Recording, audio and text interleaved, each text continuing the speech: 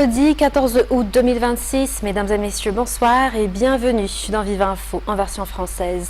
À la une de l'actualité de ce soir, le docteur vétérinaire nommé Zanar Elisio, porté disparu à Tuamasin et activement recherché, a été retrouvé mort à son domicile hier soir au dépôt 4e. Selon les informations, il aurait quitté les lieux vendredi matin pour transporter des bagages à destination de Sainte-Marie.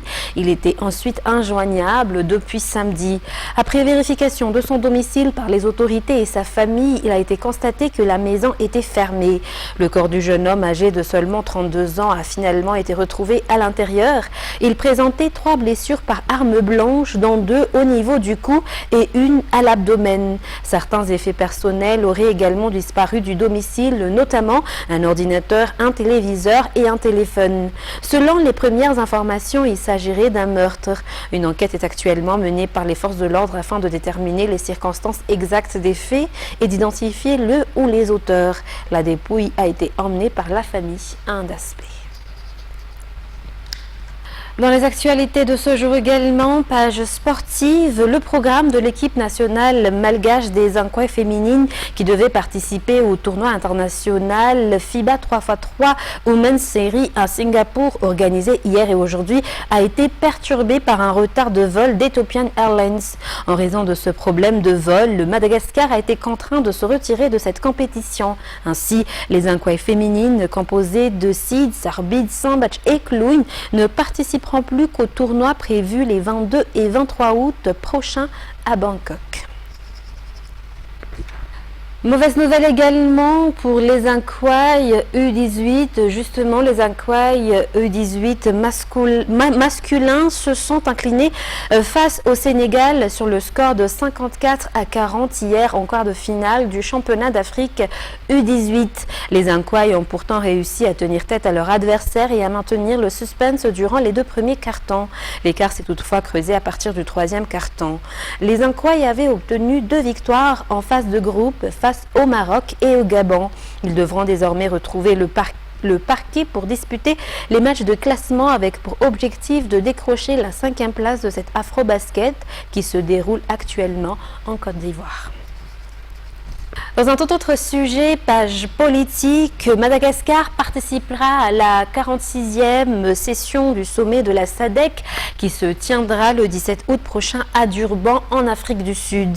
La situation de Madagascar ainsi que les avancées du régime de transition actuel dans la résolution de la crise politique et le retour à un processus conforme à la Constitution seront notamment à évaluer lors de cette rencontre. Reportage. Le 46e sommet de la SADC se tiendra à Durban en Afrique du Sud. Sauf changement, les dirigeants malgaches devraient participer à cette rencontre au sommet. Outre les sujets habituels à l'ordre du jour, la situation de Madagascar devrait inévitablement être abordée. La SADC devra évaluer l'évolution de la situation dans notre pays, notamment le respect par Madagascar de l'ensemble des recommandations fixées au régime de transition actuel et des missions qui lui incombent. Parmi celles-ci figure l'organisation d'un dialogue politique inclusif, la libération des prisonniers politiques, le retour des exilés politiques, ainsi que l'organisation d'une conférence nationale ouverte à tous. Il est également question du rétablissement d'un système démocratique conforme à la Constitution d'ici décembre 2027, notamment à travers l'organisation des élections. Avant le sommet des chefs d'État et du gouvernement, la situation de Madagascar aura déjà été examinée par la Troïka de la SADC. Cette instance se penche notamment sur les crises qui touchent les États membres, ainsi que sur les questions politiques, de sécurité et de paix au sein de la SADC. Par ailleurs, lors de la réunion ministérielle qui a précédé le sommet, à laquelle a participé la ministre malgache des Affaires étrangères, les opportunités dont Madagascar pourrait bénéficier au sein de la SADC ont également été évoquées, en lien avec les différents points inscrits à l'ordre du jour. La possibilité d'améliorer les relations avec Madagascar en tant qu'État insulaire a notamment été abordée. Cela peut être interprété comme le signe que Madagascar a encore besoin de la SADC et devra, par conséquent, respecter le calendrier et les conditions fixées par l'organisation s'il souhaite continuer à bénéficier des avantages liés à son statut de membre. Et justement, les conclusions de ce sommet de la SADC sont donc très attendues. Mais la SADC réunie en session extraordinaire consacrée à Madagascar le 29 juin dernier appelle les dirigeants malgaches à associer toutes les forces vives à la résolution de la crise politique. Elle invite les autorités à libérer les prisonniers politiques, à mettre fin aux arrestations arbitraires et à faciliter le retour des responsables politiques contraints à l'exil en raison des poursuites engagés contre eux. Ces mesures sont présentées comme des garanties indispensables pour rétablir la confiance et créer un environnement propice au dialogue et à la réconciliation.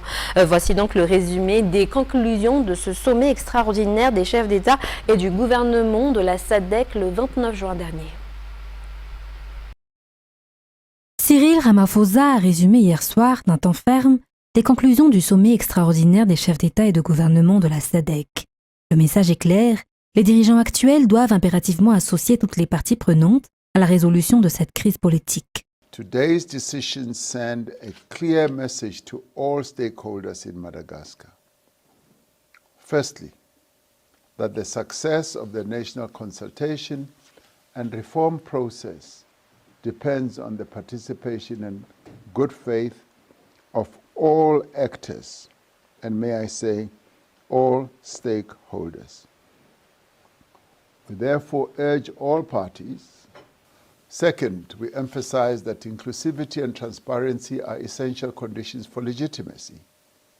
We call on the government of Madagascar to ensure that consultations are genuinely representative and that implementation is guided by impartiality and neutrality. La participation de tous, l'inclusivité, est revenue à plusieurs reprises hier soir au cours de cette réunion de la SADC. Outre le gouvernement, la société civile, les jeunes et les différentes forces politiques, la SADC a particulièrement insisté sur la situation des responsables politiques contraints à l'exil en raison des poursuites engagées contre eux, ainsi que sur celle des prisonniers politiques dont beaucoup sont des partisans du président Andry Rajoelina. We reiterate, therefore, our call for the release, as nearly many speakers said, of political prisoners, an end to arbitrary arrests and the facilitation of the return of political exiles. These measures are not only humanitarian in nature, they are fundamental to building trust and creating an environment conducive to genuine national dialogue and reconciliation. La SADC renforcera son suivi de la mise en œuvre de ces recommandations. La réunion d'hier a réaffirmé la mission confiée à l'ancienne présidente du Malawi, Joyce Banda, et selon les décisions prises, l'organisation rouvrira un bureau de liaison à Antananarivo. Dans les actualités économiques, chez les détaillants, le prix du riz repart à la hausse. Une augmentation de 50 ariars par kilo est constatée sur les différentes variétés proposées dans une épicerie sise à Casamance. Une hausse qui surprend les consommateurs dont certains affirment avoir acheté le même riz à un prix inférieur quelques jours auparavant. Christelle Rakoutmalal et Yves Janel nous en disent plus. Dans cette épicerie d'Akasemangue, les prix affichés ne sont plus les mêmes. En l'espace de quelques jours, le kilo de riz a augmenté de 50 ariars, toutes variétés confondues. Même une hausse de 50 ariars par kilo peut finir par peser sur les dépenses quotidiennes, particulièrement pour les familles qui achètent plusieurs kilos de riz chaque semaine. Ici, le riz de luxe et le manalalundo sont vendus à 800 ariars le kapok, soit 2800 ariars le kilo. Le dist coûte 700 ariars le kapok, soit 2700 ariars le kilo. Le tsipal reste le moins cher, à 650 ariars le kapok, soit 2300 ariars le kilo. Pour ce commerçant, l'approvisionnement se fait chaque semaine. 2 sacs de chaque variété sont achetés afin de renouveler régulièrement le stock. Et au niveau des grossistes, jusqu'à 25 000 ariars de hausse sur le prix d'un sac de riz. Selon les commerçants, cette augmentation serait notamment liée à l'entrée dans la période de soudure alors que l'offre disponible commence à se réduire. Christelle Rakoutmalal et Yves Janel toujours. Chez les grossistes du marché d'Ambudvoun, le prix du sac de riz connaît une nette augmentation. Il y a encore 2 semaines, le sac de macolik était vendu autour de 110 000 ariars. Aujourd'hui, son prix atteint 125 000 ariars, soit 15 000 ariars de hausse. Même tendance pour le tipal. Quant au riz importé, son prix passe de 103 000 à 130 000 arrières, soit une augmentation de 27 000 arrières par sac. Seul le riz local ne semble pas pour le moment connaître une hausse significative. Selon ce commerçant, cette situation intervient alors que la demande est pourtant en baisse. Cette hausse pourrait également se poursuivre selon lui. Il vendait auparavant entre 6 et 7 sacs par jour. Depuis 2 semaines, il peine à écouler 2 sacs quotidiennement. Dans la page sociale, à présent, parlons santé, le cancer du sein, la prise en charge justement des patientes atteintes d'un cancer du sein reste encore insuffisante à Madagascar. À cela s'ajoute le coût élevé des traitements dans le pays. Pourtant, chaque année, de nombreuses femmes malgaches sont touchées par le cancer du sein et nombreuses sont également celles qui en décèdent. Reportage de Anyen Martina Enzarangians. Je m'appelle Priska et je n'étais pas prête pour ce combat. Tout a commencé en décembre. Décembre, le mois où tout le monde parle de lumière, de joie, de famille. Et moi, j'ai reçu une nouvelle qui a tout éteint. Le cancer. Dans une vidéo témoignage, Priska Ranjimb, une mère de famille qui a été atteinte d'un cancer du sein en 2024, affirme que la vie change complètement dès lors qu'une personne apprend qu'elle est atteinte de cette maladie. Ce n'est pas tout, le traitement du cancer du sein est coûteux à Madagascar et reste hors de portée de la majorité de la population. Cela concerne notamment les frais de consultation et de suivi médical, mais surtout le prix des médicaments. De ce fait, de nombreux besoins essentiels des patients sont relégués au second plan en raison des difficultés financières et de l'impossibilité de poursuivre normalement les traitements. C'est justement dans ce contexte qu'a été créée cette association qui rassemble les femmes atteintes d'un cancer du sein à Madagascar. Son objectif est de leur apporter un soutien matériel, médical et surtout psychologique afin de les accompagner et de leur faire comprendre qu'elles ne sont pas seules dans le combat qu'elles mènent contre cette maladie qui peut aller jusqu'à entraîner la mort. L'association a été créée par les femmes ayant elles-mêmes été atteintes d'un cancer du sein. Selon les dernières statistiques publiées en 2024 par le Global Cancer Observatory de l'Organisation mondiale de la santé, environ 1666 femmes sont touchées chaque année par le cancer du sein à Madagascar, dont près de 801 décèdent des suites de cette maladie.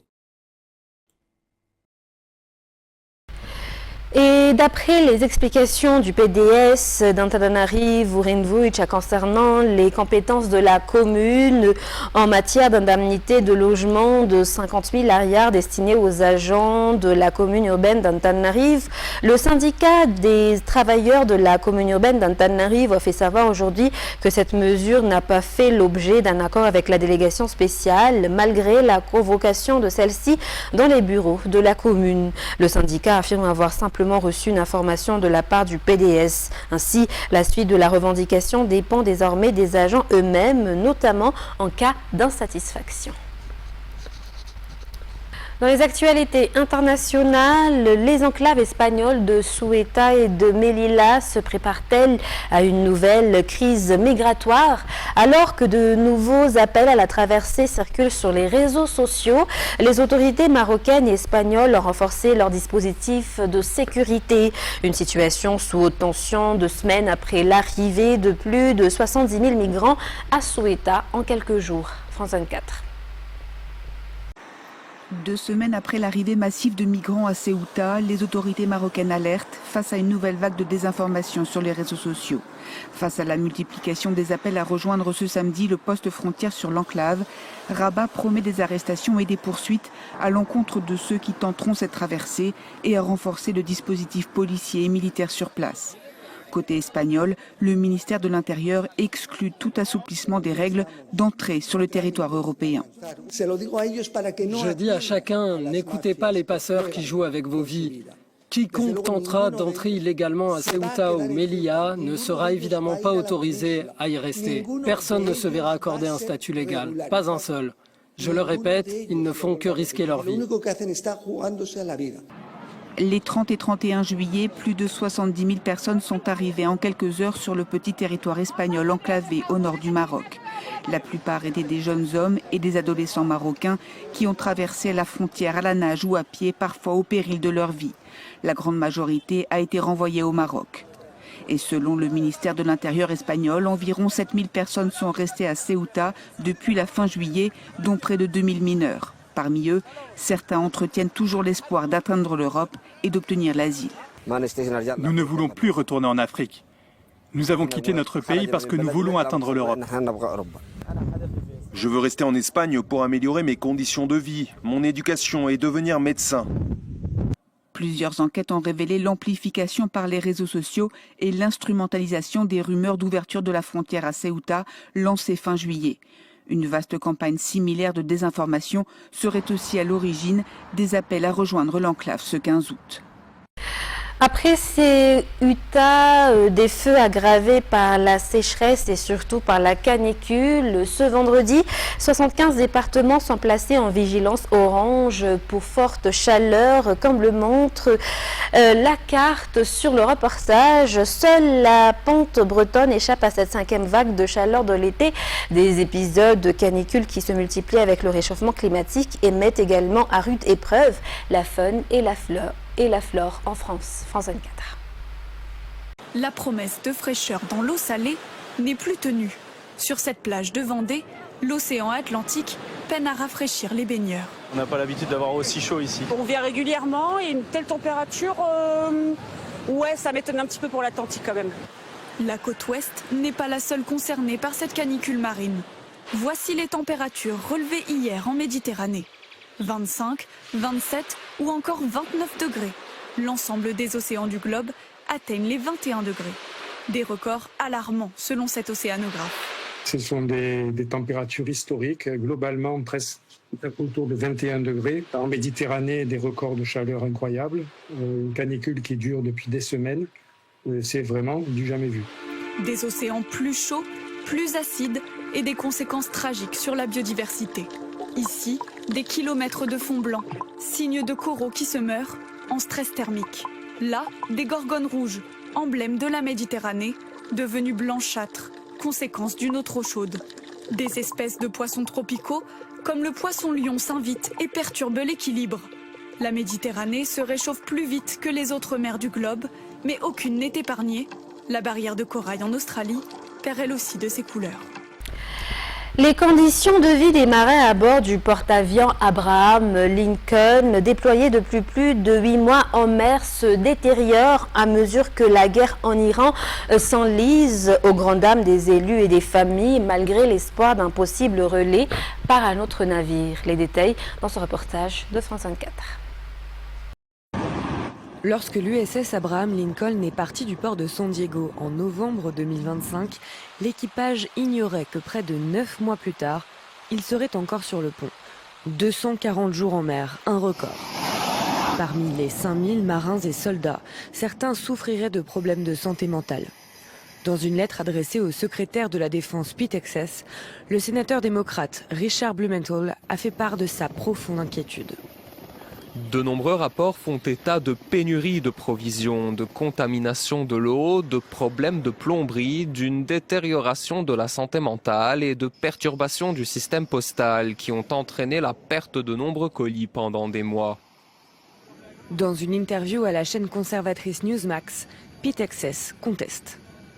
C'est une interprétation totalement erronée. Nous veillons à ce que chaque navire, chaque équipage, chaque capitaine dispose de tout ce dont ils ont besoin à chaque instant. Dès avril, la marine a démenti l'existence de pénuries alimentaires. Depuis, elle a admis que le conflit a créé un environnement très disputé où les centres d'approvisionnement traditionnels du Moyen-Orient sont perturbés par les combats.